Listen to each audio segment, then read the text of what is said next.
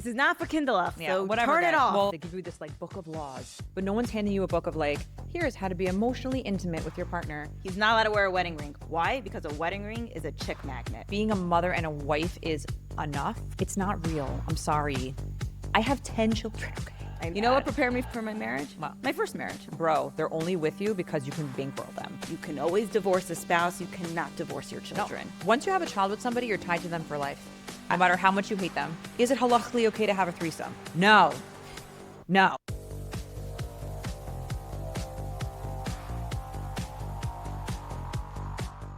Lauren Hofstadter, welcome to Her Tatty. Thank you. We're excited. I'm very excited that you're here because I have watched a lot of your content.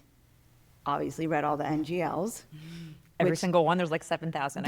You post so many NGLs, and a lot of them, I literally go like this. I mean, me too. And we're going to get into all of that. But first, I need to give you more of a formal introduction. Go for it. So, Lauren, you are a therapist, and you focus primarily on relationships, marriage, and your name obviously is the Orthodox therapist on Instagram. So do you primarily work just with Orthodox couples? Do you work with everybody? So I do work with everybody. I specifically went with the Orthodox therapist only because I see where there's a hole, like where there's like a lack, and it's very much within the Orthodox Jewish community. I would say it's within not even just Orthodox necessarily. Like there's obviously a spectrum of what the word Orthodox means. Right. So even like the more, let's say, not as religious Orthodox couples are also struggling. Like the truth is, it's not a Jewish problem. It's not an Orthodox Jewish problem. It's a worldwide problem where like everybody thinks it's about like the intimacy part of the relationship. It's usually not. It's usually more so about like communication, being able to talk to your partner in a way that they can hear you and that you can listen, and like it's more so about that. Meaning, obviously, you've seen the NGLs, fine. There are a tremendous amount of people that have questions, and thank God, like they still want to keep like the halachic side of things, which that's kind of because there are other people doing what I do. Right. They just don't necessarily infuse it with like the Torah halachic perspective, or come at it from a perspective of like how forward I am with my answers. But yeah, I saw a hole. Well, can I work with anyone? Yeah. Do I have plenty of clients that are not Jewish or not religious? Yeah. But I feel like because of my upbringing and because of the knowledge I have with the Orthodox Jewish community, like that's a space where I can be really helpful. Yeah. So will I work with anyone? Sure. Do I think that I had to like, they always tell you like, pick a niche, pick a lane. Right. Okay, so I did, but I would always be open to like more broad. Right. Well, how did you get into this space? Okay, so like a quick synopsis. I got my degree many, many years ago. Took a break to have my kids. And then to make a long story short, I kind of got thrown back into it.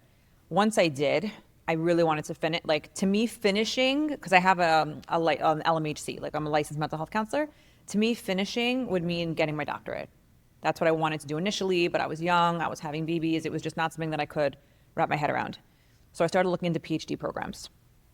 There were a few options, and the clinical sexology lane really piqued my interest, more so, and it's interesting because like, it was never something I thought I would choose, but just more so like, because there are not a lot of people doing it. There are a few female clinical sexologists out of Israel. There are not many in America, very, very few. Or that are willing to like be as open as I am, just because otherwise like there's so much nuance, people don't know what you're talking about, whatever. So once I started the PhD program, it took me time to get comfortable to like really embrace it and walk into the space of like, I want to be the next Dr. Ruth.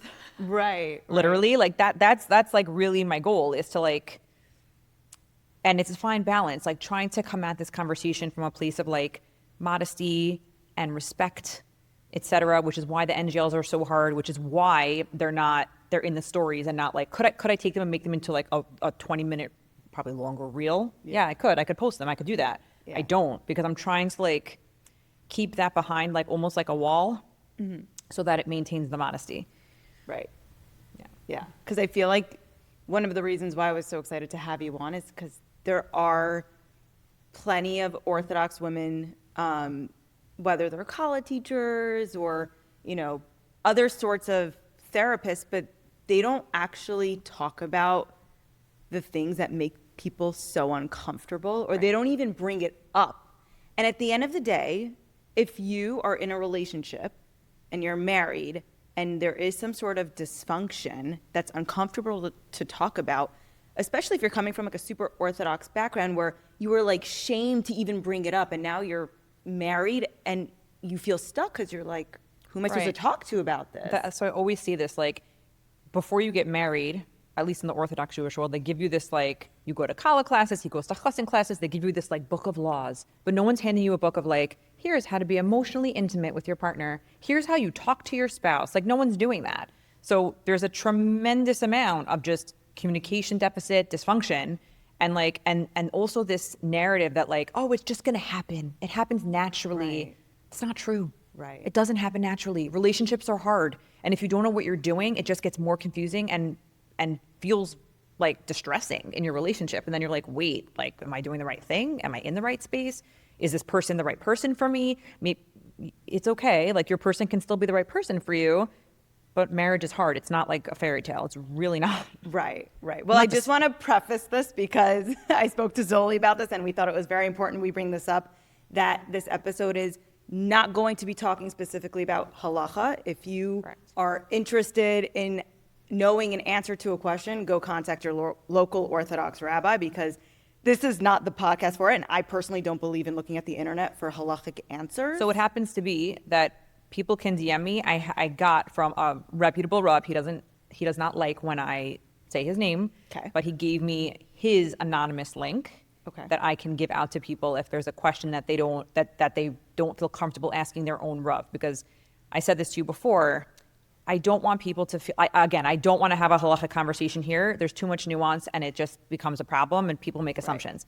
But I want people to have a forum of who they can ask. That's kind of how the whole thing started, is that, like, no one's calling their local Orthodox rabbi to ask about, like, sexual positions. Right. What's what's okay. Rabbi. Right. Like, rabbi, hey, like what's, you know what I'm saying? And, like, some are more progressive than others and they will sit with you and have that conversation, but it's not a comfortable conversation. No. So I just don't want people, I don't want people to think that they can't, that if they have no one to ask, DM me, email me, I'll send you a link. You can ask the rabbi directly. Like, I get cut out and he has no idea who you are. It's his own, like, it's not like a social media NGL. Like, it goes to his emails. He'll respond to you that way, like, whatever. So I'm pretty sure that's how he does it. But, well, I mean, for the sake of a lot of my viewers who are either not Jewish or they're not religious, and they're like, what are they referring to? Kala classes, like chassan classes, halacha.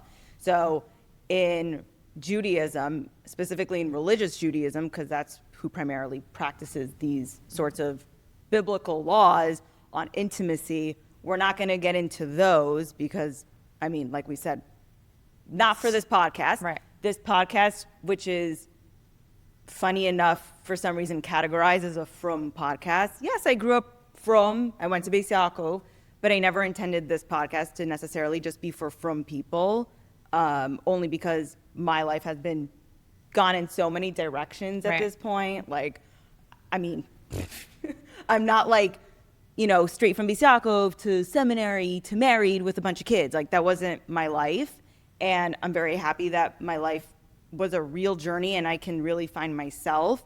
And, people can call me Orthodox, modern Orthodox. You want to call me not religious. You want to call me whatever. As long as you call me Tati. See, it's so funny. That's what I want to be called. That's it. That's funny. See, it's so funny. All these labels, like, somebody asked me, like, what are you? I'm like, I don't know. Like, I threw it into ChatGPT, I promise. I'm like, I don't know. Like, my husband comes from a Hasidic background. I come from I went to, like, modern Orthodox high school in New York. Okay. I don't know. Like, I'm a regular person. I don't know what to say. Yeah, I have a lot of kids and, like, I have a big life and, like, I don't know where from. I wouldn't even know what to call myself. I have no idea. Right. I think people love to just slap a label. Right. On people, and whether it's based on appearance, because clearly, like, right now I'm not wearing a wig, right?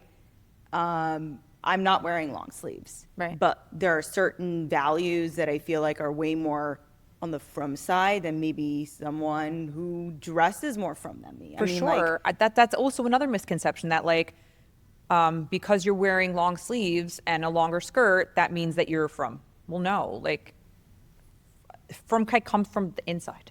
It's like the real things that, you know what I'm saying? But like the real things really that does. the real things that you're doing, like to wear a costume and fake it. Right. I mean, we don't have to There are plenty. Exactly. A tremendous amount that are wearing the lavush, wearing the clothing and not doing things that align with halacha, with Jewish law. So yeah, the clothes mean very little, unfortunately. I mean, I do think that, a lot of your work also has to do with couples behind closed doors. Yes. And obviously nobody knows what happens behind closed doors besides you, your spouse, and God. That's it. Correct. That's true. So a lot of the NGLs, and we're just going to tap into it just for a little bit. We're not going to get into too much detail right now, but you get a lot of anonymous questions. And it seems that there's a lot of like dysfunction and common themes. So what do you feel is like a common theme that consistently comes up in your NGLs? So a common theme, honestly, besides where it gets like raunchier, like I mean like the really emotionally deep questions, a lot of times is that people feel completely alone. They're the only ones going through it, let's say. Like if they're having, I've gotten a lot of like, unfortunately, women struggling with low libido, or even men struggling with low libido and feeling like they're broken and not normal and where do I turn, what do I do? It's that whole concept of like feeling very alone in their situation. And sometimes even not being able to talk to their spouse about it. Maybe with the intimacy piece, the physical intimacy piece, they do talk to their spouse. But I'm saying other things even. I've had situations where I get questions that are like, they don't know where else to turn to get an answer. That's why the NGL comes up. Meaning, I don't think that somebody's sending me an anonymous question that's about, God forbid, like abuse or like things like that, like for funsies. You know what I mean? Right. Like somebody actually asked me that, like, oh, I think that your NGLs are trolls. Okay, like that's fine. Like let them be a troll. But you know what? In the 1% off chance that they're not, right, I'm gonna answer them because. And sometimes I even write like, I really hope you're a troll, but like, I really hope you're a troll, but I'm gonna answer this question because some of them are like so over the top outlandish, but like it's happening though. Like it's yeah. So you deal with a lot of couples who are struggling. Yes. And before we even get to that phase of dealing with couples, do you have patients, I guess, who are maybe just dating? Yeah, I get a lot of people who are in the dating space, and I have to tell you, so I did not have to go through the shidduch process, actually. I met my husband through friends. So, and also I'm married for almost 20 years. So 20 years ago, it's not the same as it is now. Like, I was actually just talking to somebody about this yesterday. Like now the shidduchim world, it feels like you're going for a job interview. Yeah. Like you have to give like a resume with a photo, with this, with that. And like, how do you know somebody based on like a paper? Like it's a very broken system. Again, I don't know that it was like so unbroken 20 years ago. I'm sure there were other issues, but to feel like you're interviewing to be somebody's wife or husband is like weird to me. It's so unnatural and robotic. I don't know. Yeah. I think that also, currently it's not as uncommon for people to maybe get married when they're not 20 years old. True. Now a lot of people are single for a lot longer. True.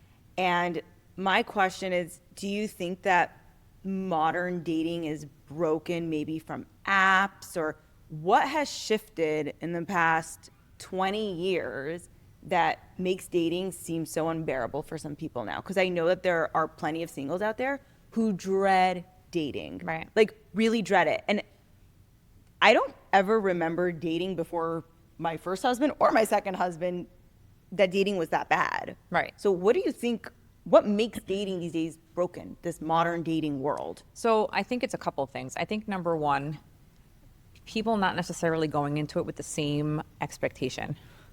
Like going into it, I've had this before, unfortunately, with with women, more so with women than with guys. Like guys going into it with like not really ready for marriage and like just wanting to like fool around. That's a big problem. Big problem. And that's, I mean, again, I wasn't like in depth in the shidduchim world because I didn't have to, but I have friends that were, and like that wasn't something that was happening 20 years ago. Why that's happening now and why people think that like the apps are Tinder, I'm not sure. You know what I'm saying? Like why people think that like, especially when you're going through the process, I don't think it's as bad as when you're going through a shot plan, but when I guess when you're using the apps, like number one, coming to the table with the same expectations of like, this is serious and we're here for marriage, even on the first date. That was the whole point of shidduchim to begin with, that we're all here for the right reasons. I'll be honest with you, one positive thing that I'm seeing in terms of people getting married a little bit later in life is they're being more selective and thinking more. They're not just like feeling that pressure, like I'm 20 years old, I have to get married, et cetera, et cetera. They're more so like thinking more about like, what do I actually want from a partner? I try my best when I get younger girls, meaning 19, 20, 21, that are asking me my opinion. I try my best to like help guide them a little bit. But there's also like a certain level of maturity that comes with age and et cetera. So while I'm not, listen, I got married at 20. I'm not recommending, you know what I'm saying? Like, different strokes for different folks. Yes. Whatever works, you know? But like, yeah, there is something to be said for that shift in that I think people are having more thought, putting more thought into it a little bit, and not just like jumping into a marriage, especially now with like the way divorce is going in our community and all of that. Like, for good or bad, it's happening a lot, and people don't want to have to go through that process. So if you had a guy or a girl come to you and they want to know if they're dating somebody with potential or they're dating with delusion, how would you break that down for them? Okay, so delusion, personally in my opinion, is if you're dating somebody and where you see the person going is not necessarily realistic. It's almost like you made up this fantasy in your head. Like, let's say you're dating a guy and I don't know, this is like, I'm getting this off the top of my head, but like, I made up this delusion that he's going to become a surgeon. You know what I'm saying? Like, that would be delusional. You can't just like make that up. He has to want to do it. Meaning, I think that there's an aspect of this where like, people need to learn that you cannot make another adult do something they don't want to do. You know what I'm saying? Right. Like, even in a marriage. Yeah. So potential is when you have that conversation, you talk about things, and you work together as a team. You can't just like make things up, right, and hope they're going to happen. Well, I do think a lot of people date with like rose-colored, like tinted glasses, for sure. And they for sure. can't see the red flags because everything is the same. Like, people love to avoid them. Like, people love to avoid the red flags because they're like, oh, it's just a phase. Oh, it's just it's nothing. It's not a big deal. So that's another form of delusion. So, but what are some green flags that maybe aren't so obvious? So, okay, so I know for me, personally in my own marriage, but in a lot of the couples that I've treated or worked with, you need balance in a marriage, right? Like, let's say you have two people with like that are both high anxiety. It's not going to work. Like, that's really hard. So I know a green flag for me that I think is so important in a relationship is having somebody that can kind of, rolling with the punches comes to my head, but more so like that has that like emotional intuition to like know when to make things a big deal and to when not to, like when to pull back on certain things. That to me is a huge green flag. Some people view that as avoidance sometimes, that like, oh, he doesn't want to deal with the hard things. Well, no, right. Like to him or to her, that's not a hard thing. To him or to her, that's something that like, I can manage it. It's okay. You know what I'm saying? So I think having that balance, that dynamic in a marriage, in a relationship is really important. In the frum world, shadchanim are usually involved in setting people up. Right. And at least also, I'm going to speak from experience as well, the shadchanim focus not just on the person, but on the family. Yeah. And sometimes people don't even think about the individual, but they think about the family. Like, oh, these families would go so well together. They would like, oh, they work so well together, but they don't think of the individual that they want to set up.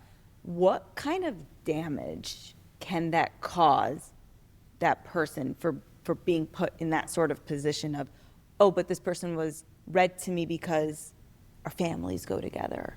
So maybe this is for me. What kind of damage can it cause? I mean, it very, like, potentially can lead to divorce, potentially could lead to like severe relationship issues and trauma.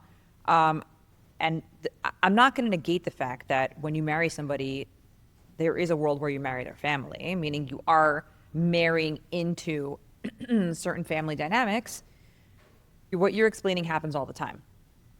But it's very unhealthy, especially if, I mean, I don't have to tell you this, I'm sure you've seen this, where like, let's say there's a big family and a couple of the kids are different. I don't know, like why does that, it's like so weird. Like the Smiths and the Joneses go well together. Like, what does that mean? Like, they're not going to be in the marriage, in their house with them, living with them, helping them navigate difficulties. Like, what if there's like real things there that they have to learn how to navigate? And like, oh yeah, we got married because our families meshed well together. Like that's, I think a lot of shadchanim love to play that matching game of, oh, this is a wealthy family from this part of town, and they have a son. And then there's another wealthy family from this part of town, and they have a daughter, and they would be perfect for each other.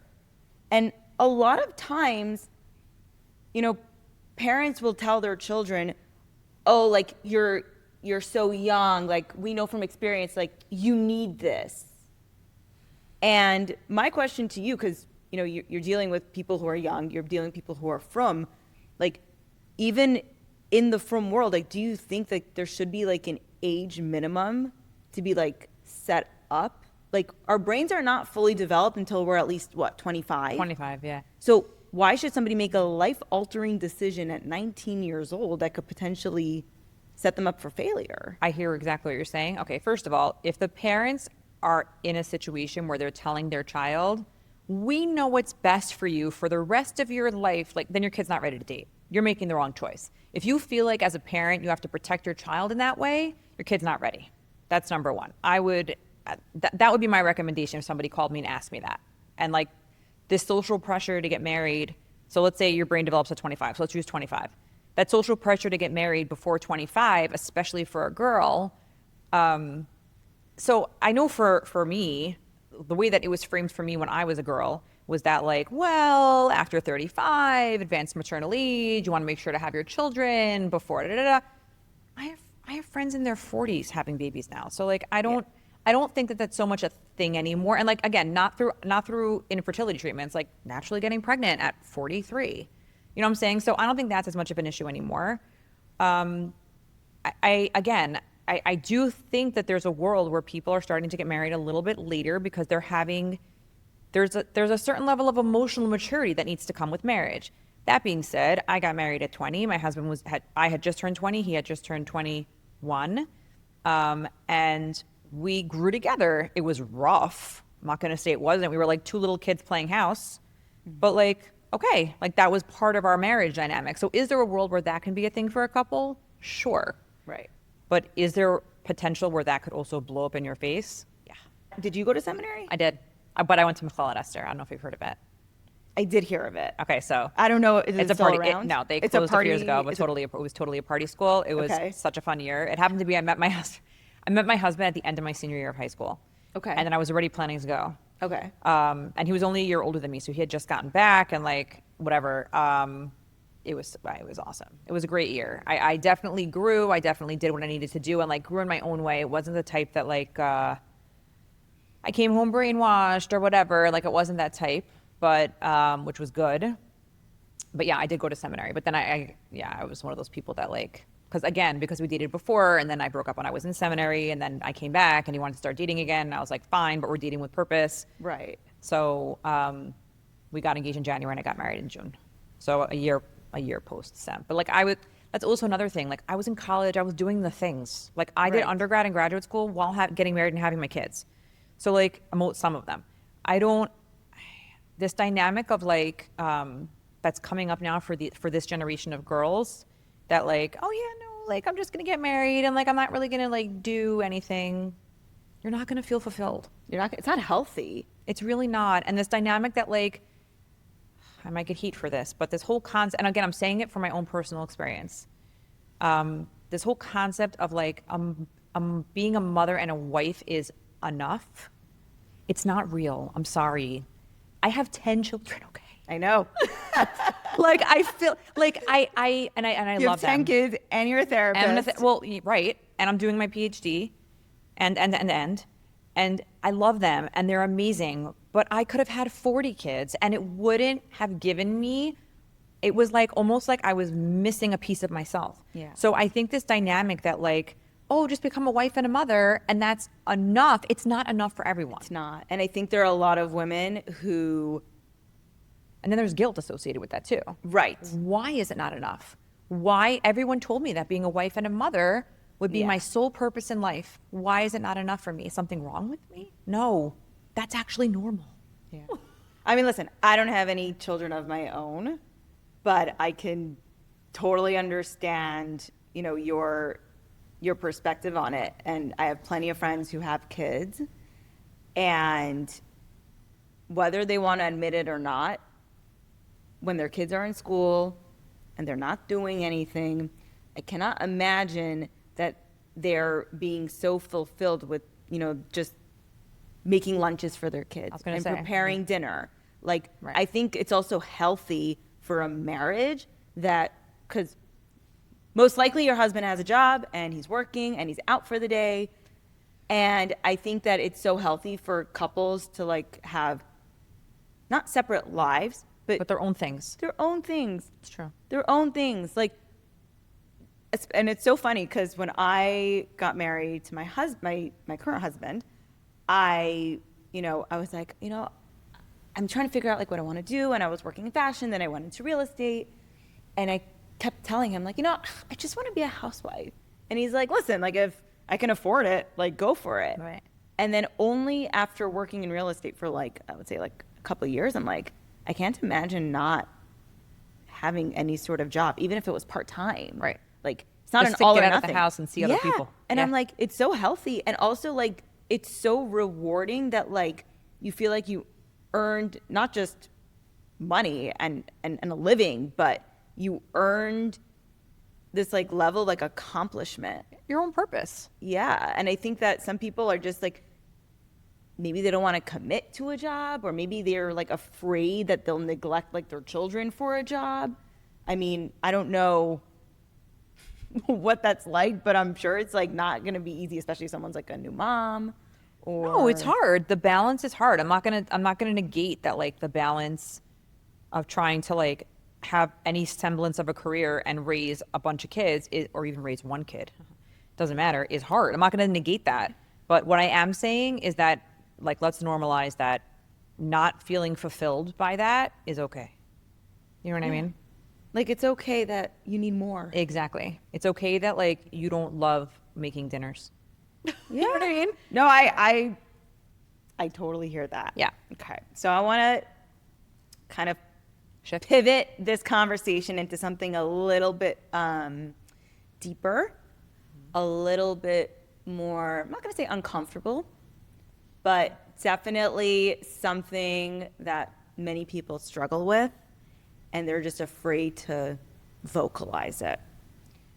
Why is intimacy usually the first thing to break, but the last thing couples want to talk about? So it's interesting. I think it depends who the conversation is directed to. When people call me, that's the first thing they want to talk about. Really? Oh yeah. Like can I just say the word sex? Is that fine? Yes, you can say the word sex. Excellent. Great. Because sometimes I say physical intimacy, whatever. It's not fine. This is not for Kinderlach, Yeah, so whatever, turn it guys. off. Well, if you're in your minivan, turn it off. Sorry. Typically when people call me, it's their first thing is like, our sex life is declining. I don't know what's going on. My husband's not into it. My wife's not into it. Or boredom. We don't know how to think outside the box in terms of our sex life, etc. I tell this to almost every person that calls me and has like that quick consultation call. Okay, Sure. I'm just going to preface this. Sometimes I do, sometimes I don't. That's the truth. It's never about that. It's never actually about the physical intimacy piece. Usually the physical intimacy piece, it is the first, sometimes it's not, usually there's like the physical intimacy piece is the surface and there's stuff stacked underneath it. Right. But you're only seeing the surface piece. Right. Whether it be like, I don't know, clinically like a medical thing between one or both people, or, you know what I'm saying? Like an emotional deficit, things going on, communication issues. Like it's usually never like this goes here and that goes, sometimes it is, that's the truth. Like, you know what I mean? But it's usually Well, never. I think it's the easiest thing to avoid. Like if you're upset at your wife or upset at your husband, or you have an unresolved issue, I think the easiest thing to do in an avoidance sort of situation is avoid that aspect of your life. The physical intimacy piece, the Yeah, sex piece? I mean, it is the easiest part to avoid. I mean, I think it depends on. I might get heat. It's fine. I get heat all day. Like if you're a dude or if you're a woman, I think it's easier for women to avoid it. It's not so easy for guys. No, but I'm saying Guys Yeah. don't want to avoid that. Like because again, I mean, listen, have I met men where like their prominent love language is not physical touch? Yeah. Yeah. Do I find it few and far between? Also, yeah. yeah. You know what I mean? Like that's just. But if there's resentment, I think that is something that probably comes up. No. Yes, it does, but I do still think that not every guy. I'm never going to put like every single guy in the whole world in the same basket or boat or whatever. But I do think that physical intimacy piece, even though I think there is a misconception that women don't realize that their husbands don't just like want the physical part. Like they do want that emotional connection. If they just wanted the physical part, they would just go find somebody Right. or do it themselves. Right. Do you know what I'm saying? Right. Like, no, like they want that emotional connection and to connect with their wife. Well, what's interesting is that I don't remember where I read this, but somebody wrote a comment. I don't think it was on your Instagram. It must have been on someone else's. But some guy made a comment. Well, if a guy's not going to get it from his wife, he's going to have to go find it from someone else. I hear this a lot. And again, I don't think that the physical, again, when a guy's going outside the marriage, it doesn't start with the physical intimacy part, typically. It typically starts with, if it's, okay, it's going to be like going to get a happy ending, like fine. They're going there for a reason, very clinically. And in that case, there is really no like emotional connection there. From my understanding, I've never been to any of these type of places. But like it's some like random old lady who's doing this. So like they close their eyes, they lay there, they get what they need, they bounce. You know what I'm saying? It's not like they're getting an emotional connection relationship with this person. Right. So that's different. Somebody that's, when there's like a legit physical affair there, even if it's not intercourse, but if there's some kind of like, even just hooking up, whatever, a lot of times that starts with an emotional connection. A lot of times that starts with texting and phone calls and things like that. You don't just hop into bed with somebody and like risk blowing up your marriage, risk blowing up your life. You know what I'm saying? It's not, that's not typically not how these types of things go. And obviously to me, typically those marriages started out with cracks. Do you know what I mean? Like they started out with broken foundation. They started out with a husband and a wife not being able to talk to each other or listen to each other in the way that they need. So, I mean, that's typically what I see in terms of how affairs end up happening and working, but it's not necessarily starting out or finishing off with the physical intimacy piece. Yeah. I do think that sometimes, and this is on men more than women, when men get to maybe a certain point in their life where they're uber successful or they feel like this level of entitlement and power, a lot of them will go outside of their marriage. I don't know if it's because of a power trip or they feel like they need validation. But what do you think is that thing that gets to people's heads when they just reach like a certain point in their life, and if they're married, you know, to go outside of their marriage to seek another connection with somebody else? Okay, so what you're saying is like a two separate question. So the financial piece, When a guy's uber successful financially and starting to go outside, that I don't disagree with you. I think that it is a certain level of entitlement and like almost like haughtiness and like, yeah, I'm amazing. Like I can get whoever I want. Bro, they're only with you because you can like bankroll them. Right. Like, come on. Like, let's live in reality. Like, if they weren't trying to get with you when you weren't making a lot of money and they're Right. trying to get with you now, Yeah. like, let's live in reality. Like, you're not that cute. Okay. Yeah. You know what I mean? Like, you're not adorable. Like, you just have a big bank account. So, like, Right. they're trying to get with you so you can buy They them. want a sugar daddy. Exactly. Fine. In the opposite piece, in terms of like in general, why people step outside their marriages after they're married for a very long time, again, it's usually two people that are not able to communicate. I've honestly seen it go both ways. I've seen guys go outside their marriages. I've seen women go outside their marriages. It's happening. It's not just guys. Would I say, is it more common for guys? Maybe. Do you think it's because guys have less to lose and there's more forgiveness in the world for a guy stepping out of the marriage than a woman? Because the moment a woman steps out of a marriage, it's like She looks a harlot. it's like the talk of the town, and then it's like, oh, now she has to get divorced. So you know what's funny? That whole thing with the having to get divorced thing, that's only if like there's so much like, I don't want to get into halacha. There's a lot of nuance there. It's not so simple. You don't just have to get divorced. Like everyone calm down. Right. That's number one. Number two, yeah, I do think that, but again, this has been going on forever. The generalization that like a girl that sleeps around is, you know, I don't want to say the word, but like the whore word. A girl that sleeps around is a hoe. Yeah, a girl that sleeps around is a hoe, but a guy that sleeps around is like a king. Right. Well, it's It's still, interesting. you It know. takes a guy for a girl to sleep with a guy. So Right. I guess women have been put in this sort of category since the beginning of time of like they have to act a certain way, they have to look a certain way. And unless Right, a like guy proper- is gay, like a girl's going to be sleeping with the guy. So it takes the guy to have like for the girl to sleep with. Like No, I agree with you, but I don't like again, like I don't know why the generalization is there, but it is. Is it fair? Absolutely not. Yeah. Totally not. And again, definitely on the side of for a woman, I think, I don't think there's always, I mean, at least in the cases I've worked with, there's always an emotional connection with the guy before the physical part. right. Always for the woman. For the guy, it's pretty common, to be honest with you, but it depends on what they're looking for. Again, if it's the happy ending thing, they're not looking for an emotional connection with like an 85-year-old woman. They don't care. Right. They just want to get off and like be done. Right. But when it's a real relationship, same. Meaning, in that way, we're all human beings. You know what I'm saying? Yeah. So I don't know if you follow this attorney. His name is James Sexton. He's on Instagram. Okay. So he loves to like get like really real and just kind of spill the tea. And Well, now I have to follow him, but okay. he's so entertaining.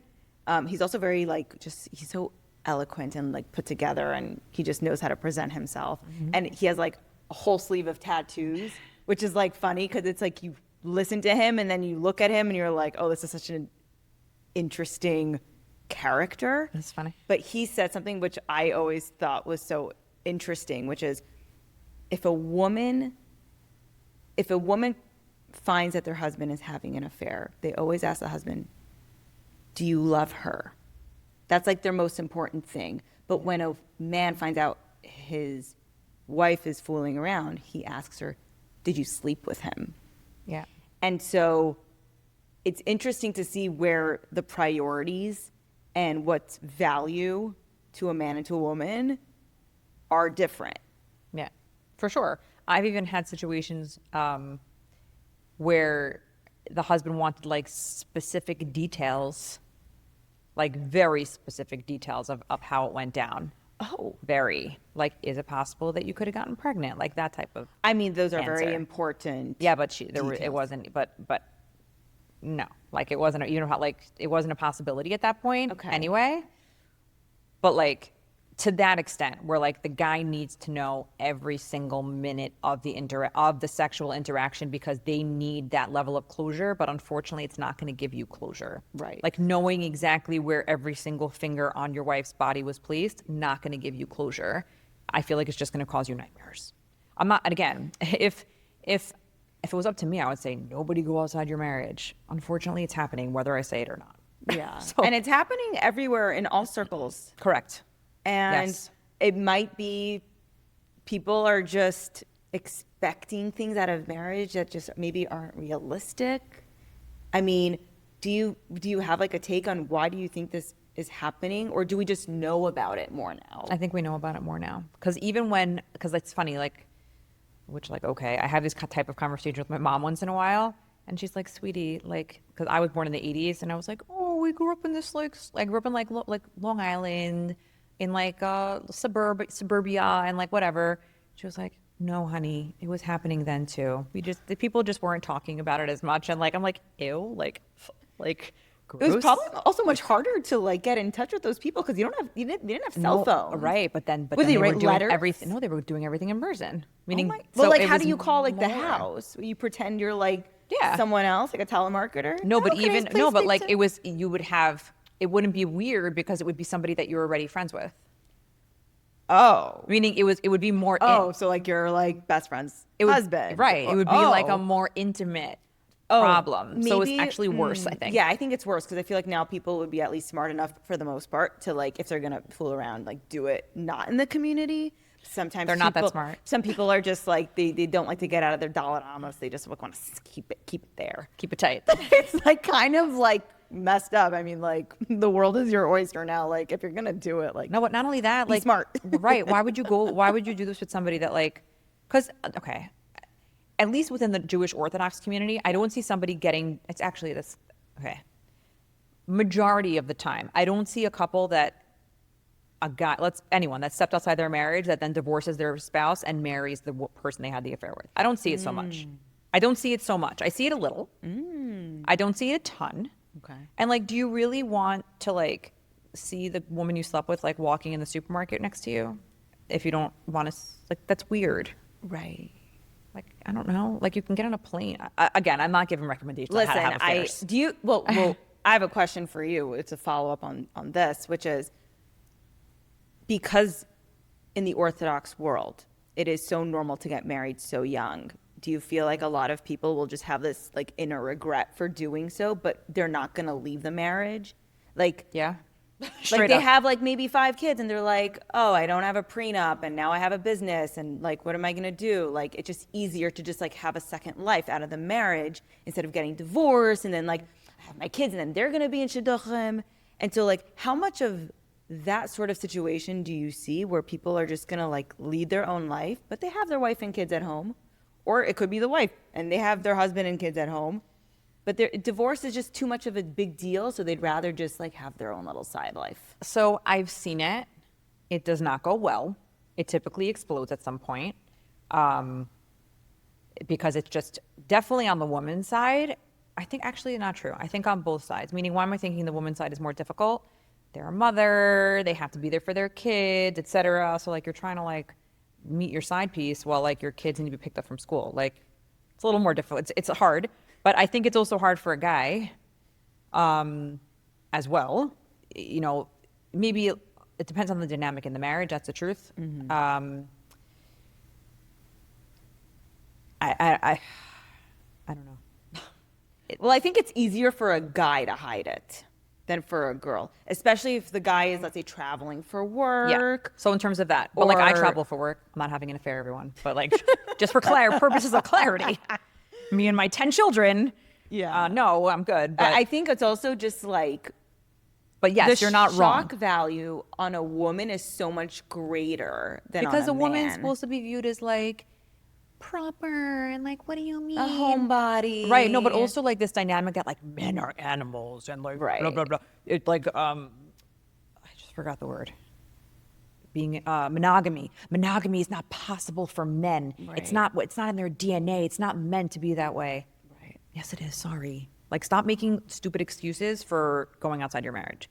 And I've always told this to people, to be honest with you. Meaning, a lot of times they get to me after they've already had an affair. So fine. But if they get to me before, I say to them, like, can we, like, I want to say it with both, like, me with the couple.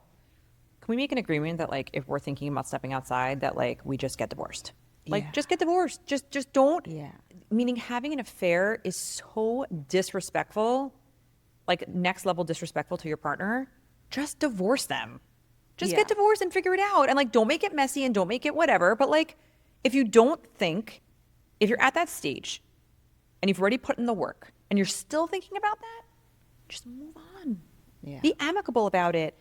Sleeping with somebody else or having an emotional affair or any of these things, because that's also another problem, that people don't seem to think that having an emotional connection with the opposite gender. And again, do I have guys that are friends that I grew up with? Yes, I went to Hank my whole life, so to school in New York. So yeah, like I have guys that like I've known them since I'm 12, and like but those are like guys I'm friendly with. We're not having like sex talks. Right. So like there is a line there. Right. They're platonic. Exactly. But do we believe in platonic relationships? La la la. Like, I think those exist. I mean, for me, for good or for bad, I've become so guarded with external relationships that are not my husband because it's been a big problem. And not on my end, thank God, but on other people's end. Okay. Like if I tell you how many people have solicited me via DM or TikTok, and I look at I'll show them to him. I'm like, what do you think about this? He's like, I don't know. And I'm like, why would somebody want to get with someone with 10 kids? Like, why is that like a pull? Maybe, I don't know. No. Maybe it's a kink they have. Why? Mommy. I don't know. It's so weird. It's to me like I have so much, and I don't want to call my kids baggage. They're not baggage, but like baggage. I have so Right. much going on in my life. Like, why would I be a draw for you? Like, it's so weird to me. You know what's funny? I think, well, now that you reminded me, what's so interesting is with the advancement of technology and apps and social media, connecting to somebody has never been easier. Yeah. And my husband will get DMs from people, girls. I don't know if they know he's married. We don't post that often together. Right. Just because I'm like, we're not one of those couples who like, So I don't really post my husband so much, but I think it's pretty clear that I have a lot of kids. okay. Like that's one of my like things. I mean, maybe I haven't posted Because like them in a while. so my husband doesn't post his kids on social, and it's mostly himself and his work. But once in a while we'll post together, but we're not like consistently posting, and like that's a whole other discussion where like the couples who do their fall photo shoots, like can't. bro, like you are on please. the brinks of divorce, whether you like it or not. No, but Like, also like, are you like an Instagram, like are you an influencer? I don't want to be an influencer. I don't know about you. Ugh, it sounds awful. I don't want to it influence sounds anyone. like a lot of work. It is. Meaning- And a lot of staged life, and I'm not about that life. Right, like at a all. fully curated life. Like Right. everywhere you go, take a picture so we can use it later. Yeah. No, I have no Right. patience for that. I have no time for that. Like yuck. I hate But that. as I was saying, now in this day and age with technology, social media, it's so easy to connect with people. Yeah. And I don't know if some of these people who slide into my husband's DMs like know he's married. I would say a big percentage of these people are single. And I'm just, and like he'll show Are they me- soliciting him? Or are they saying things that are you know, inappropriate? and my husband, God bless him, he sometimes doesn't pick up on like certain like Oh no, I was really. flirtatious cues. So I was super naive in the beginning too. And I'm like, Jolie, like she's totally flirting with you. Like she's totally hitting on you. He's like, you want to respond for me? I'm like, no, Send I her would a have voice fun note. with it. Hey, Like, so- hey babe, what's up? Hey, like you want to hang? But like, what's interesting is I also see, this is going to be a little controversial. Single girls will go after married guys. Yeah. And it's like, girl, he's taken. And I tell this to my husband, he's not allowed to wear a wedding ring. Why? Because a wedding ring is a chick magnet. It's actually true. It's true. And that's why I said, like, the moment you put it on, women will look at you. It's gross. I don't know where this came from. And I don't know where. Because women want what they can't have. So that's true. But also, like, it's almost like this generation has, like, lost the sanctity of marriage. Like, Totally. lost what that means. Yeah. And I've definitely had couples where, like, they're married for a while and nobody had a conversation with them about like what marriage boundaries mean. And like, let's say they'll get like a DM that maybe the husband's like let's say in your situation, like your husband got a DM and he's like super naive and just like chatting.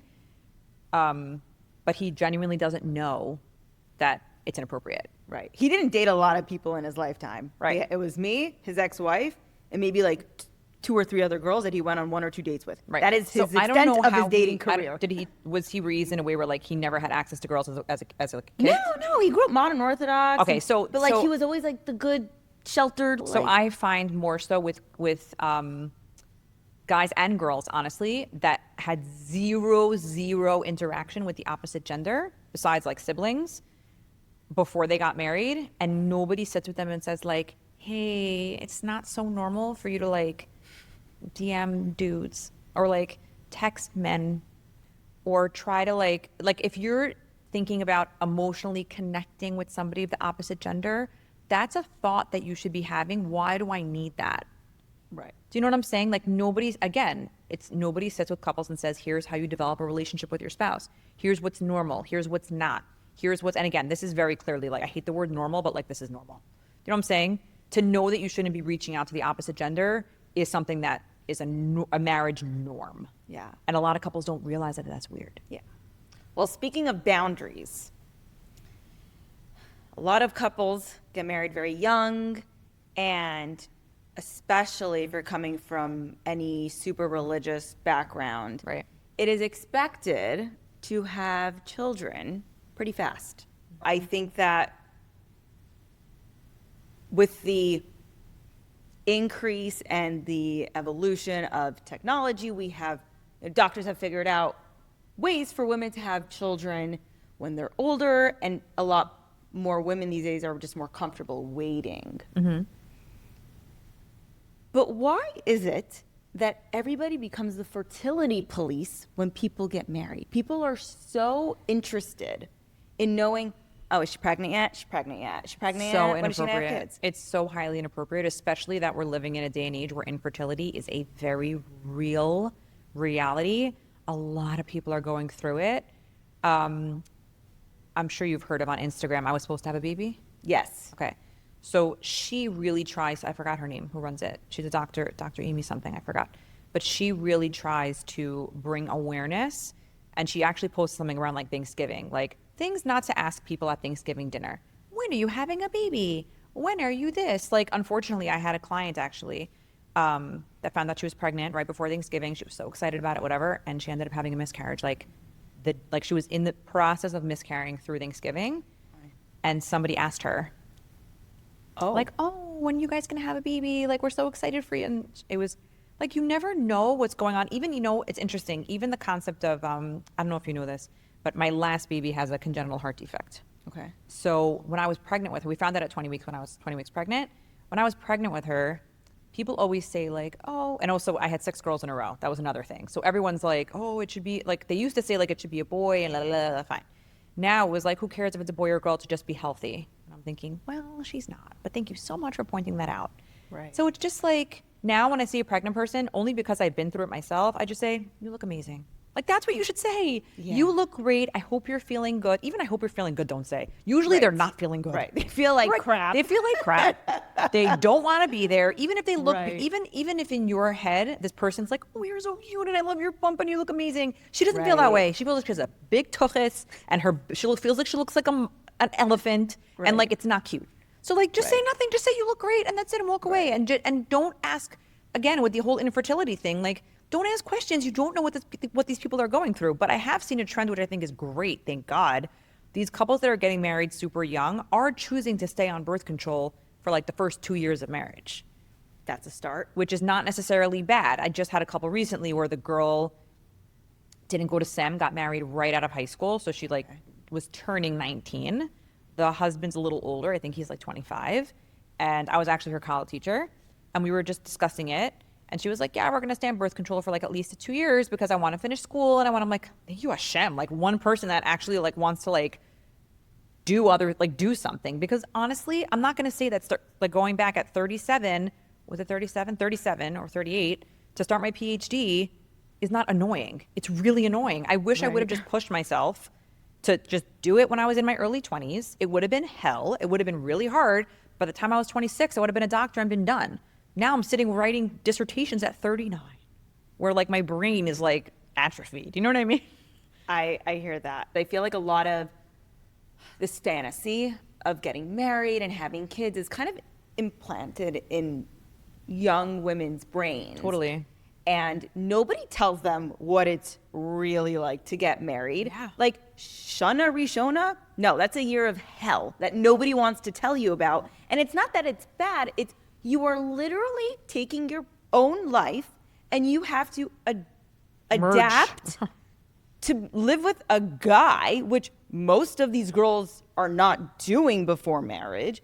And so you have to, you're basically sucked into a whole new world that is so foreign to you. And then on top of that, have a baby, which is going to change your life forever. And I always say this, you can always divorce a spouse, you cannot divorce your children. No. Once you have a child with somebody, you're tied to them for life, no matter how much you hate them. Yeah.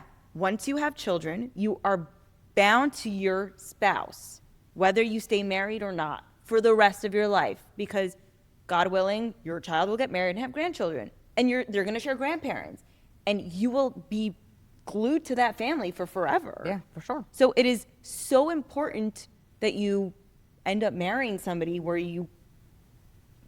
it sounds weird, but like, even if you don't stay married together, like you can still have a relationship with them because like you share the same blood. Yeah. Yes. I think that people don't realize that. They think when they get divorced, like, I mean, unfortunately, this does happen where they think they can get divorced and then one parent just like is absent. And it's really sad. It's not fair to the kids. Meaning when you get divorced, you don't get to divorce your children. Right. Unfortunately, you're always their parent. So, yeah. But for sure, yes. When you get married and have kids, you're definitely tied to your spouse forever. That's it. That is a next level commitment. Yeah. And I don't know why people are told to have children to help solve marital issues. Oh, it's the worst, by the way. Could we like talk about that for a second? Where does that come from? Because that's not a solution. I mean, I don't think there's any therapist out there that's going to say that's good. So who says that it is good? I don't know. Is it rabbis? I mean, because at the end of the day, like, it's the bad. Orthodox world is not perfect. It has its flaws. And I think that we need to stop pretending that we need to do something. Like, this is going to be very controversial. People think that if they live a certain halachic way of life, that God will give them this amazing life. And when life doesn't turn out that amazing and shit hits the fan, they're like, well, I did it right and it didn't work. So now to hell with everything, which is such a inaccurate way to approach life, in my opinion. For sure. But like, people believe too much in a system that will promise them bracha and this and that, and then when it doesn't happen, they're like, heartbroken and they're like, but that's what I believed, so it's not true anymore. So everything about this isn't true. But then I'm 100% sure you've heard that like sometimes you can daven and daven and pray and pray and pray, and sometimes the answer is no, because that's what's best for you. Meaning, like, was it easy for me to get the diagnosis of my baby's diagnosis at 20 weeks pregnant? No, it was not easy for me. It was my biggest fear ever in life to have a child with a medical condition. My biggest fear ever. But you know what? Like, sometimes you get a glimpse. Like, I'm sure you've heard of this also. I forgot who says this, Marshall, but like the concept of like needlepoint, where like the back is all knots and like ugly and whatever, and then when you turn it around, it's like this beautiful picture. Sometimes you get to see the picture. Sometimes, not always, but sometimes. And like, part of life is like going through those tougher times and navigating it and figuring it out, and you want to hope that the person that's standing next to you can do that for you. Right. Because if not, like, then what? You can't both be bugging out all the time. Like, thank God in that dynamic, like, my husband is one of his amazing like milas, like his features, positive features, is that he has like steadfast bitachon unless it's in front of his face. So like, while I was pregnant and I was the one like crying all the time and a mess and whatever, like he was like, no, it's gonna be okay. And I'm like, yeah, easy for you to say, bro. Like, I'm walking around with like a ticking time bomb in my belly and I don't know what's gonna happen over here. But then once she was born, I was like, oh my God, like, it's really okay. Like, we're okay, it's gonna be fine. And that's when he started like bugging out. Like, he doesn't do well with blood and surgeries and all these things. Like, he's not a medical guy. So like, it's finding that balance within your relationship of like, I can hold this bag and he can hold that bag. Like, even this morning, I totally forgot one of my kids had a Hanukkah production. And like, I get a text from and like, to the point where I put it in my calendar for tomorrow. Okay. Oh God. So like, I'm like, the teacher texts me. She's like, hey, so your daughter told me that like, you think it's tomorrow? No, it's today. And I'm like, And I'm like, I'm all the way downtown Miami. Like, I can't do this today. So like, I'm calling my husband. And like, thank God he was able to pick it up for me. Like he Yeah. went and she was so excited because he also never goes to these things. Like it's really a mom thing that I go to them because I have more Right. flexibility in my schedule. But like, okay, like you have to find somebody that can like catch you when you make mistakes and whatever. Life is so far from perfect. Right. You know, and like, Right. that's what you have to hope, that you find somebody that you can like rely on through like the annoying things too, you know, Yeah. not just the fun parts of like vacation and I don't know, simcha and whatever. Like there's also, that's the reality of life, Right. you know? Well, we know that there's never really a good time to have children. Correct. There's always something happening. There's always career shifts and life things. And there's never like a date where you can say, okay, this is a great day for me to conceive. And I mean, also, who says you're going to conceive on that day? Like, it's so cute that you think you're ready. And also, the whole concept of being ready for something you've never done before, I don't know how that works. yeah. Like, even marriage, like, how are you ready to, like, how do you prepare for that? You know what prepared me for my marriage? What? My first marriage. Right. Okay. So you knew what not to do. I knew that I had to just expect certain things, because you can marry as many guys as you want in your lifetime, but certain things will always be consistent, and maybe your expectations of them being a certain way, you know, a little bit like this or a little bit like that, like it'll be different. But like, the socks never end up in the hamper, they're always next to the hamper. The toilet seat will be left up, Right, and, like, get all over those it. things that, like, as the 20-year-old bride, pissed me off. I'm like, coming into this marriage, I'm like, okay, whatever, like Right. I know. Right. So there's never really a good time for anybody to have kids. Right. But when would you say a couple is definitely not ready to have kids? Is there any specific time, or They're thinking about divorce? besides for divorce? That would be maybe really- they still need to work on their marriage, but is there any like red flag that if a young couple is watching this, that you could say, maybe you're not ready? I'm thinking like a specific, very specific red flag. Again, I don't know if there's something super specific. Unless you really feel like your marriage is broken and there's no trust there, you don't want, again, like what you said before, in terms of like, once you have a child with somebody, you're tied to them for life. So make sure you're going into that and feeling good about that. I want to be tied to this person for the rest of my life. If you're thinking, not sure, I don't know, like that's not, don't marry that person. Work on your marriage first. And is there a world where you can work on your marriage through pregnancy? Sure. Is that going to be easy? No. You don't feel like yourself. Your marriage, there is a shift in your marriage when you're pregnant. Yeah. Physically, things change. Emotionally, things change. There's other variables. It's not a great time to do it. Could you? Sure. Yeah. But I think what you're saying in terms of like, I want to continue to build a life with this person. So solidifying that would be for me to have a child with them. That's something you really should think about before just jumping into it. And again, do a lot of people get pregnant without planning? Yes, it happens. And I would love People to. do it because that's what you're supposed to do. Right, but Like, they're not and then thinking. that They don't think. But like, it became almost like an accessory to the marriage, where it's like, yeah, like you have kids, like that's why you got married. And it's, you know, people will get married for a multitude of reasons, not just to have kids. And I think it's a very foreign concept, especially in the frum world, that like people want companionship. And there are plenty of people who are either widowed or divorced, or, you know, they just want to get remarried, and they're not necessarily going to have more children. So Right. there is definitely a reason for people to still get married. Right. But I don't think that people need to go into a marriage thinking like, oh, like I am getting married because I want children. Because you could want children, maybe not with that person. Yeah, I agree with you. I think it's wanting to have kids is not a good reason to get married. It's just not. It's really not. Rushing a relationship because you want to have kids, not a good reason to get married. Because again, I think people don't realize, like, whether you're 20 and dating or 40 and dating, I mean, 50 is already pushing it, but like, let's say 20, 30, 40s, nobody says that it's going to be any easier for you to conceive versus not at that stage. Yeah. Or that when you want it to happen, that it for sure will happen, or whatever. You know what I'm saying? Like, whatever it is. So again, like trying to push something, like trying to fit a round thing into a square hole, like it's it's stupid. It's not smart. And what do you tell people who are yentas who always want to know about everybody's fertility journey? Stop being a yenta. Also, people are posting about it.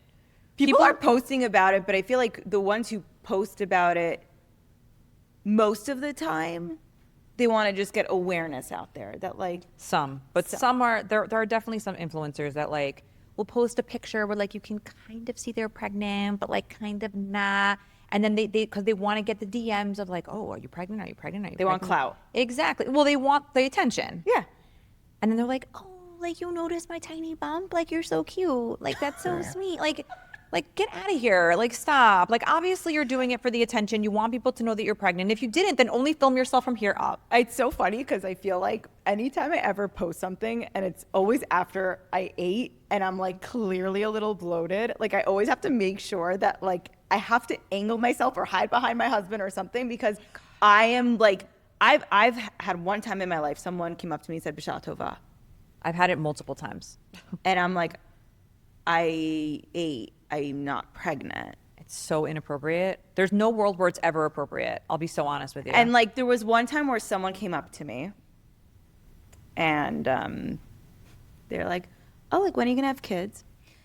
And in the moment I was just so like annoyed just for whatever reason. And my response to her was, you know what? My husband and I, we just tried like right before we got here. So like I hope it works. Right. Like I've also like, said what do you want from me? Like because at the end of the day, asking somebody about children is basically asking them like, oh, like, what do you do in your bedroom? What, like, when did you last do it? Like, are you doing it? Right. Like, why don't we ask people, oh, like, how is your marriage going? Right. Like, when are you getting divorced? Like, you're clearly unhappy. Super inappropriate. That's also, but I don't know why people don't realize that that's also inappropriate. Like that, meaning why is that not, like, no one's ever going to walk up to someone and be like, hey, how's your marriage? Right. But they're going to walk up and say, when are you having kids? They're both the same. They're both really bad. Yeah, I don't know. I don't know why people are weird and inappropriate. I don't know. Maybe people just need like, I don't know, huck. Something to talk about. They need huck. They need huck. Listen, once in a while, there's always a juicy story that goes around in a community and everyone's like, oh my God, like, did you hear about this guy? And did you hear about this? Oh my God. And like, whatever. And usually it's just like things that are just like so out of like the norm of like our usual day to day. I mean, typically it's infidelity related stuff. Right. Those That's are the things that comes people. out. Right. You know, rarely is it or ever. Like, God forbid, like sex abuse related things like that. But that's also like major. Again, it's things that are outside the norm that we would hope and expect that, you know, within the Jewish community isn't happening. But again, it is. So like, let's live in like.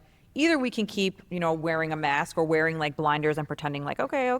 But like in reality, like there's a whole world out here, right? You know, so it's kind of like either we live in reality or stay behind your blinders. But like it's not gonna make the surroundings stop happening. Right. That's the main issue, I think. Right. I mean, there's so many topics we can get into. We can get into, you know, financial compatibility because. You know, that's something that a lot of us were just not taught to have these conversations before we got married. Correct. Like, how do you spend money? Are you a saver or are you a spender? Not even that, like how to adult. Yeah. Like how to financially adult. I was never taught how to do that. Like taxes? Like what was that? Like it took me like in my 30s to know like how to like deal with that. Like and again, like thank God, like my husband's like semi-savvy, but like also not. Like yeah. So like between the two of us, like you have to hire the right people to like help you navigate it. But yeah, nobody teaches. I mean, I hope that I'm able to give that over to my kids now that I, you know, like, and obviously if no one tells you how to do it, you make mistakes. Right. Sometimes very expensive mistakes. Yeah. And it's just like, wouldn't you rather teach your kids or like have somebody teach them how to navigate this instead of have them making mistakes that sometimes they're going to learn from, obviously, but like if we can avoid it by just giving them information, knowledge, like, you know? Yeah.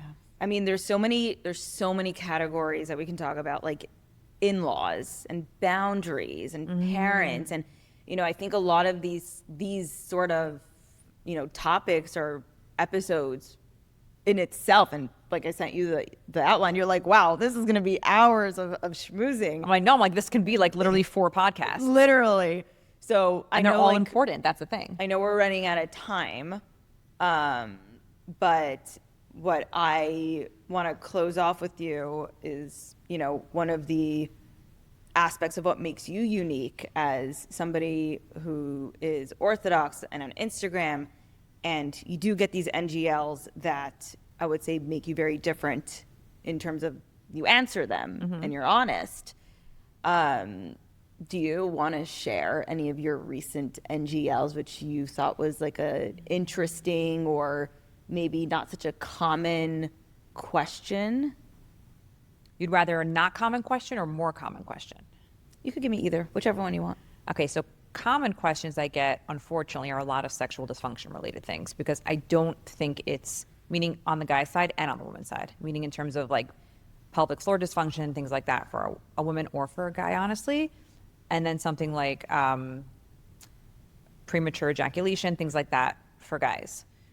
I don't think there's enough information in the Jewish community. I don't think people realize that it, I mean, I think now once they're asking me the question, they realize like, oh, that's a thing. Like that's like they don't even know to think that it's a thing. That do they just think that they're the only one with the problem? Medically, they don't know it's a problem. Oh, so they're like really clueless. Yeah, totally. I noticed that. I noticed a lot of your NGLs. I had a couple that couldn't consummate their marriage for over a year because she had a pelvic floor dysfunction and they didn't know. They didn't know what was wrong. So they just kept trying, and she was in agony, and she had a legit pelvic floor dysfunction, like to the extreme. And they kept seeing, they weren't not doing anything. Maybe it was more than a year. They kept seeing doctors, they kept trying, and everyone just kept saying like, no, it's okay, it'll go away eventually. It's not okay. Painful sex is not okay. Just to be clear, if I could walk away with one thing, painful sex, other than maybe for the woman, the first maybe 1 or 2 times, is not okay. If you have that, past that, you need to go to your OBGYN, see a pelvic floor physical therapist, maybe a urogynecologist, get information. And if you don't know how, DM me. I will help you, because it's a big problem that people are not getting the information that they need. Obviously, I get a ton of like, is it halachically okay to have a threesome? No. You know what I mean? Like, I think these are like guys in like their mother's basement who are just like bored and horny, and they're just like, ew, like what can I ask Lauren? Like, you think she's gonna answer this? So I stopped answering a lot of them or I get a tremendous amount of halachic nuanced questions. And with those, again, if you want to know the answer I got initially, scroll back. I know there's a lot of bubbles there. I think there's almost 7,000 questions now. Yeah. So in the beginning, I really was I still am, that's the truth, but in contact with my Rav, literally every day, sending him screenshots, and he would answer. And then it got to a point where he called me. He's like, listen, I'm not saying you shouldn't do what you're doing, but some of these questions are super duper nuanced, right? And you can't post an answer for the general public. Right. Like if I get one more person asking me, and again, this is going to be controversial, if oral sex is okay on a woman. I've gotten this question 4,000 times. 4,000. I've answered it already. I'm not answering it here. Sorry. Go check it on Instagram. Or go to your rabbi. Or ask your rabbi. But what was interesting was, like, and then I had a couple of weeks ago. I mean, just to be clear, this is for like the Orthodox people who want to know the halacha of it. So there are plenty of people in the Orthodox world who just don't care for it, which is fine. Right. You do you. Exactly. So, or even the concept of zera levatala, spilling seed. I get tons of questions about that, and I get tons of heat for it, because again, I'm not going to be the person that's like, sure, no problem, just shoot it all over the place. That's not going to be me. I'm not going to be the person to say that. Right. Are there nuances to that? Right. Yes, there are nuances to that. But that's when you have 2 choices. You either call your own Rav and explain the situation. Actually, you have 3 choices. Call your own Rav, explain the situation, DM me or email me and get the NGL link for this Rav that I know is reputable and can help you. And if he can't help you, he will connect you with a Rav that can. Mm-hmm. Or ask me and we'll figure. I'll ask a Rav for you. I'll figure it out for you. If you're even an NGL link to a Rav is still too much for you, we'll figure it out. But don't not ask. And that's kind of why the NGLs have slowed down a little bit, because the ones that I know are a more nuanced answer, either I'll write, this answer is nuanced, but here is what I've been told, or I just skip it completely, because I'm just like, I've already said this. I don't want to keep saying the same thing again. But yeah, I do get a lot of questions regarding different sexual related, physical intimacy, sex related things and halacha. Because again, I don't think that enough people are coming out and talking and saying like, no, this is what you should be doing, because it's also nuanced. Right. So it's hard. Well, I think also there's just such a lack of knowledge before people even start dating about any of this. And then they're like, you're going from first base to home run in one evening. And then you're like trying to like take it all in. And then you have questions. Like, luckily, like I was never in a place where like I was in that position of like, I know nothing to like, oh, now you're married and you're just going home with a guy. And like, I was never in that like super sheltered place. And I can't imagine what I would, how I would handle that, because that's a lot. And that is probably traumatizing for some people. Beyond. I've had cases where I get couples and the woman is full blown traumatized. But that's why, which you have to hope, it's getting a little tight, like maybe 1% better, that the guy has a good chassan teacher and will explain to him that you don't have to have sex on the wedding night. You don't have to. That's not, it's that you don't have to. Yeah. You can get to know your wife physically, talk to her. She's not just your receptacle. Right. Well, what's interesting is a lot of people assume all couples across the board will have sex on their wedding night. But there are plenty of people who are totally not even in the religious world who they just won't because they're tired. Right, you fall asleep. And I think that having this sort of pressure on yourself. Yeah. That too, by the way. Which is like crazy. The pressure of the performance also is like not great for anybody. And for a lot of people, it's their first time. Correct. So like they don't know what the hell they're doing. Correct. God. Okay. Yes. Yeah. It's like really, and again, it could even be their first time like holding hands. It's crazy. Their first time hugging. Yeah. In a romantic way. It's crazy. It's not the most healthy. And like, that's also part of why, like why I became a college teacher was literally for this reason. And part of it is like, the way it works, it's like a package. Fine. So they get a certain amount of appointments, whatever. I always tell them like, we're saving the last one for after the wedding in case you need it. And we do one with the husband. Oh, because I want to make sure that everyone's on the same page. Right. Meaning he does his own chassan classes also. But I want to make sure that like, you're good, she's good, we're all good. Yeah. We know what we need to know. Yeah. And like, whatever. Because otherwise, again, it comes down to a communication deficit. And then there's trauma. And then there's, I can't even tell you, like, this could be a whole other hour of like crazy stories I've heard about situations like this where it really fractures a couple. Wow. When they don't know what they're doing physically, and then the woman doesn't feel safe, the guy feels rejected. Exactly. The woman doesn't feel safe, the guy feels rejected. I mean, this is actually what my dissertation is on. Okay. Part of it is like, does Taras Mishpacha actually mean marital satisfaction? Like the connection. And one of the questions in the dissertation was, do you feel like, did you take college classes? And do you feel like your college teacher prepared you for the laws of Taras Mishpacha, but also for sex, like for intimacy? Right. Predominantly, the girls said no. The women. Wow. None of them were girls. All of them were married for like, well, no, they could have been girls, but married for over 2 years. Okay. And had at least one child. So, and they were like, most of them said no. Like my college teacher did not prepare me for like the actual act of physical intimacy at all. And some of them came from no background of physical, and they didn't know what that meant. Right. Meaning they knew what it meant generally, but like they had didn't know. No idea what happens. Right. Even the concept of like the mess. The my God. The post-sex mess. Wow. Like, can you imagine how traumatizing that is? That is probably very traumatizing. You do that, and then you stand up, and all of a sudden it's like, and you didn't know? Wow.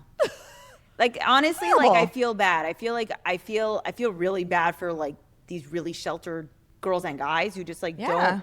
And, like, their parents are obviously not going to say about it because it's, like, not sneeze, they shouldn't know. And then it's, like, it's a really unhealthy approach to, like, you know, being raised and then, like, being thrown into a marriage, and then like you're expected to like just know these things. Natural. What do you mean? It's just no. It would be natural if you were a 13-year-old girl who was in touch with her hormones, started talking to a boy, but maybe have your first kids at 14 years old. That in the Right. real world Is is natural. natural. Right. It is unnatural for a girl or a guy to have no physical anything, Education. not just education, but like, is it? I've seen your NGLs where girls are like, is it okay for me to do this with myself? And I'm just like, clearly you have hormones. That's another question, by the way, that I get. I know, 14 I see it, times a day, and I'm like, so it happens to be like, I think yesterday, I'm like, this is the last time I'm going to answer this.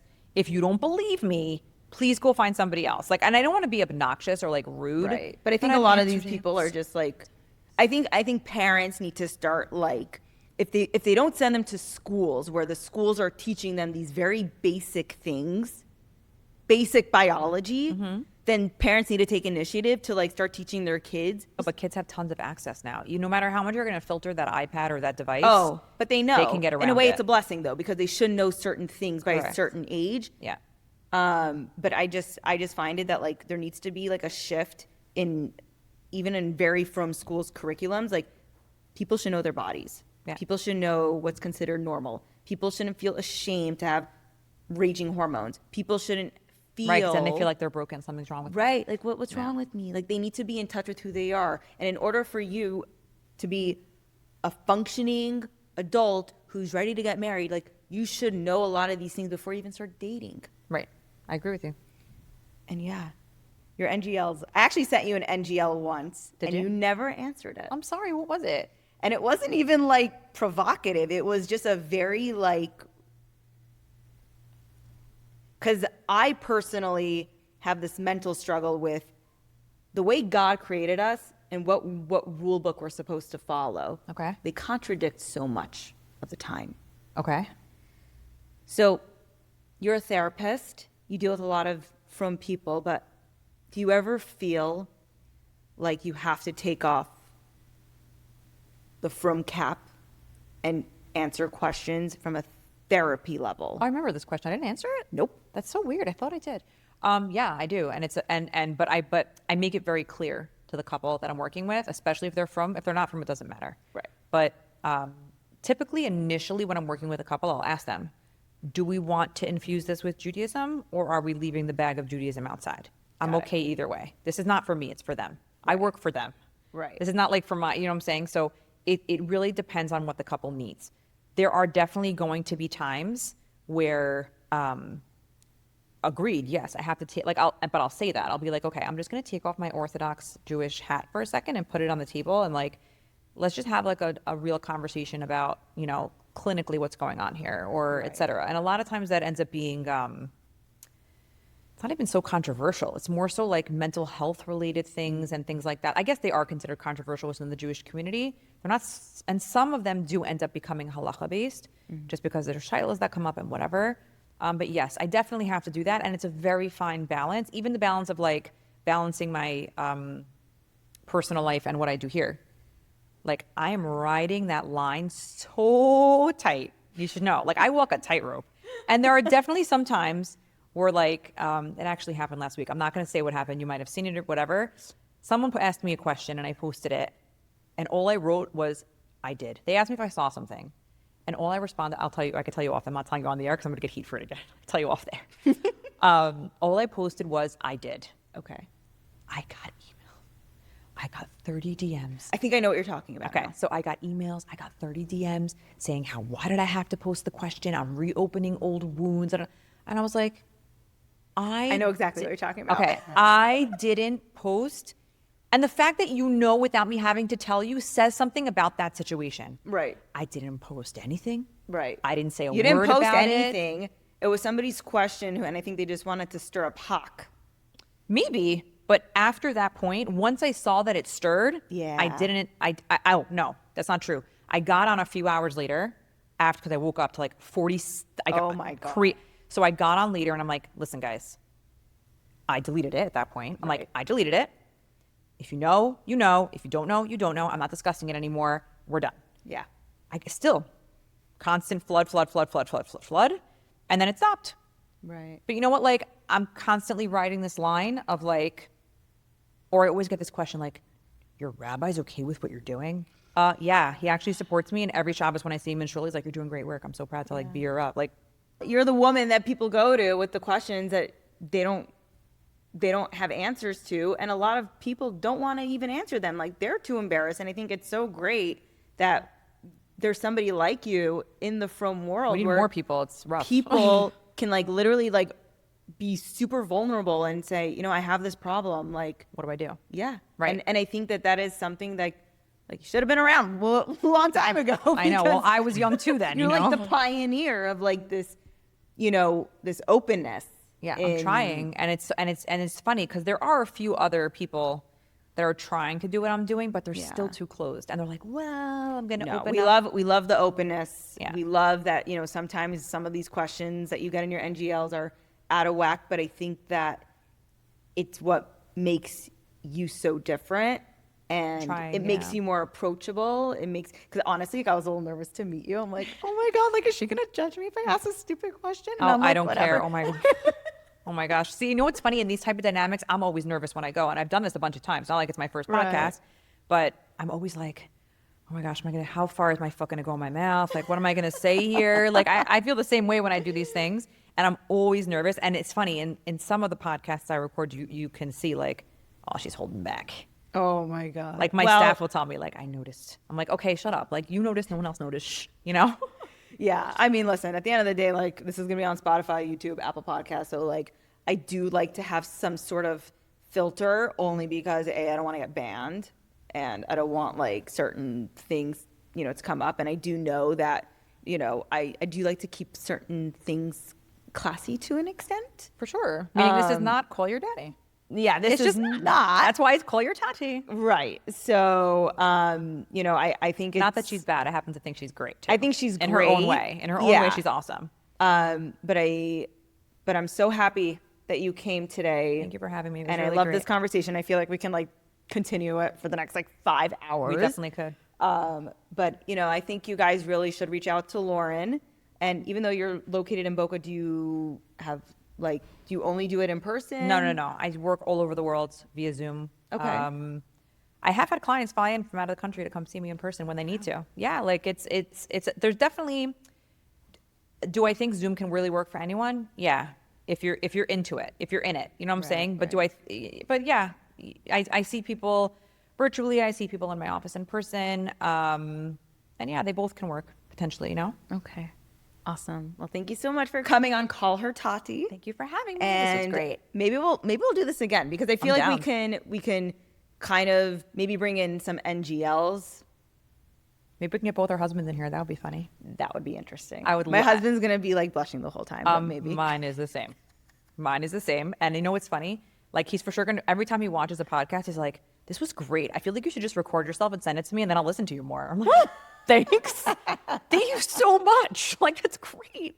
But that would be cute if we can have like a conversation. I think we should do a episode 2, a continuation. I'm down because there's so much material we can cover. So and I much. think what would be great is if we had people actually send us like real legit questions. Yeah, I've done that before. I did that, but so I didn't. We didn't do it. Them. Yeah, we didn't do it live. We didn't do it recorded. But when I did the pool event in my house, that's what people did. We made like a Google Doc, and people could send them in, and they were anonymous. Oh, okay. And then we gave them over. Like, I mean, at least we're able to review them, but also like screen the ones that are like, come on, you're a troll. Like, let's be real here, guys. Like, we're really reading. Stop acting like you're a horny 15-year-old. Exactly.